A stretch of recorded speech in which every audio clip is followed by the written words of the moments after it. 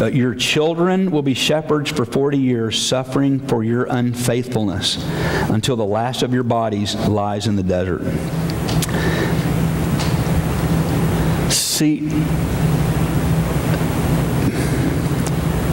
the generations of men, they're so interwoven that it's even in our kids. Let me say this a different way. We're so interwoven that whatever the blow that comes on me affects my children. You stay with me, okay? It's going to make sense. So whatever you do with that verse that talks about the sins of the fathers will be visited to the third and fourth generation, whatever you think about that, whatever you think, the New Testament, Jesus became the curse and the curse is broken. Well, I'm not talking about that. What I'm talking about is it can't but help when something happens to me.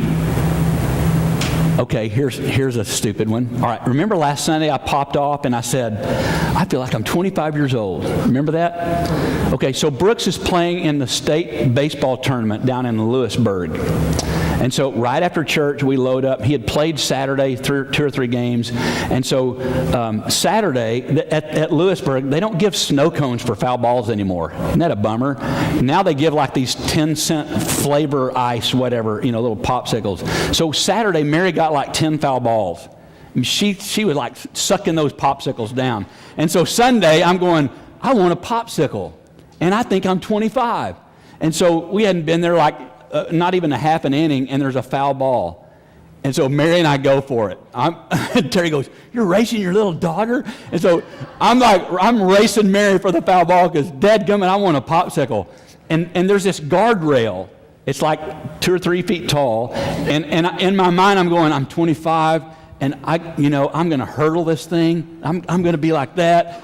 And so I think I'm Carl Lewis, running after his foul ball, the 100 highs, and I'm like going with all I have, and I'm starting to, in my head I'm going, okay, I got to stagger my little steps a minute, so I hit it, and when I staggered, my left foot hung, and my 25-year-old body, you can't see him now, and so I'm like, I lay out on this.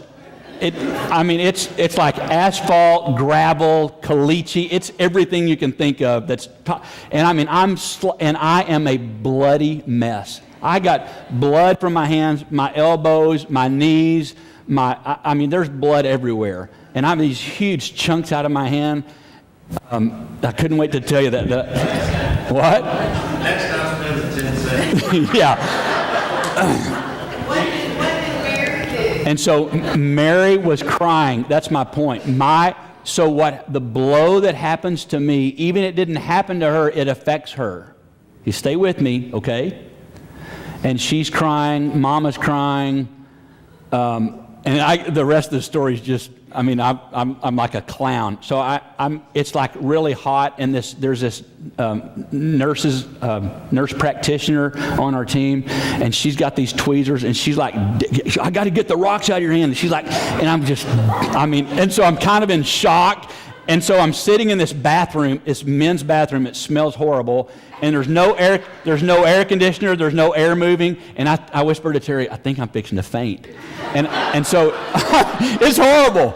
And so Terry's fanning me and Mary's fanning me, and she's crying, and I sit down on the floor in this gross bathroom, and I got to get some air. Anyway, so the point is, besides me looking stupid, is that what happened to me inadvertently affected Mary. Okay, stay with me. Not only was this generation punished as being unfit to go in, but their children had to wait in consequence. They couldn't go in, but the children had to wait to go in as a consequence of their dad and their mom. See, the Israelites thought they were doing a good thing for their kids when they rebelled. If you read back up there, our kids, but the result was that they were detained for 40 years. Hey, listen to me. I'm done. You got to get the weight of this. That whole thing about my kids suffer a consequence, even though they didn't do anything. There's a consequence to my unbelief that affects them. And had these fathers, had these mothers believed, had they not lived in unbelief, had they been believing, they would have entered at once, and they would have brought these children up in the land of milk and honey. Listen, I'm telling you, I've been hammered with this one. If I had believed instead of disbelieved, there is a chance, probably a really good chance, probably 100% chance that my children's life would have been different. My unbelief, it's not about them, and yet there's a consequence that they have to pay for my disbelief. Are you with me? I'm telling you, that hammers me. It absolutely hammers me. See, there's one, especially the women. The women will really get this. I mean, you can mess with me, but you mess with my kids. I mean, the women are like, Terry. You can mess with her, and she'll get over it or whatever. You start messing with one of her kids, including a 33-year-old on the second row. Somebody starts, all of a sudden, this little sweet little thing. There's this metamorphosis that happens.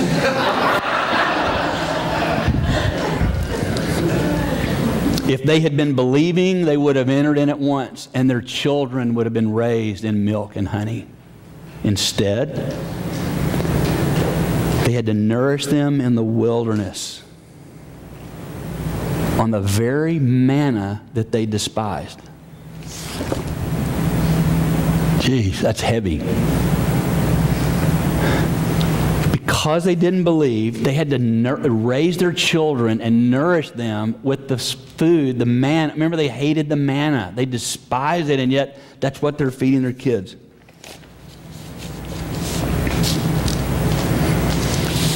I got so much more to say, but I want to stop there because I want you to take that one.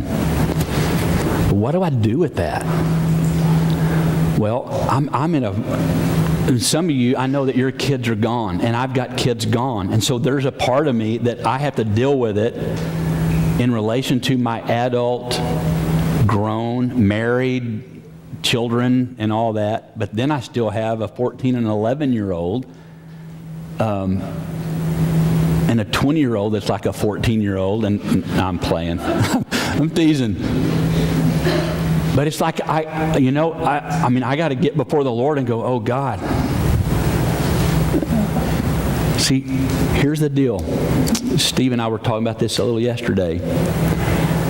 I can't change until I admit the truth about where I am. And I have to admit some things.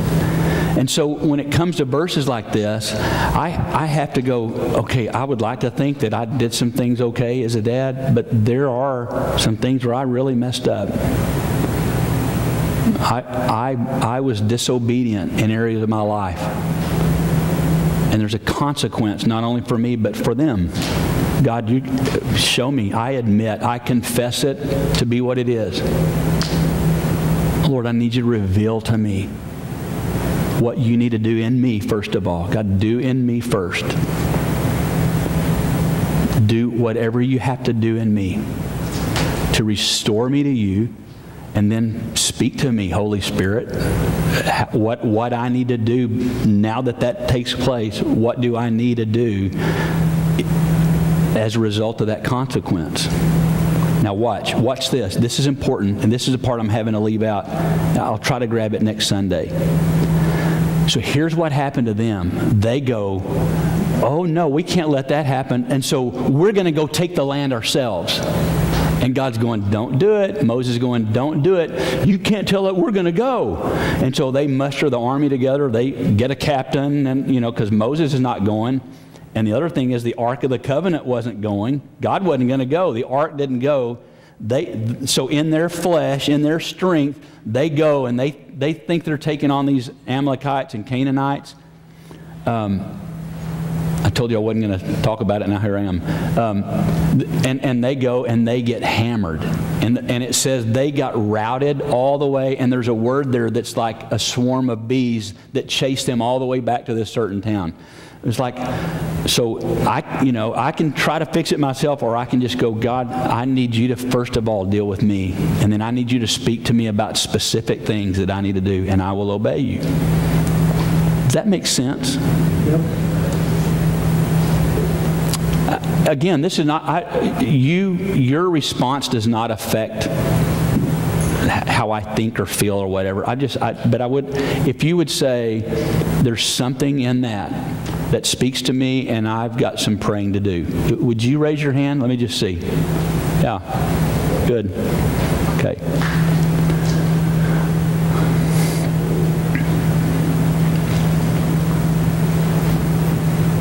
Okay, so we're done. Now I need to say something about what was there. Thank you.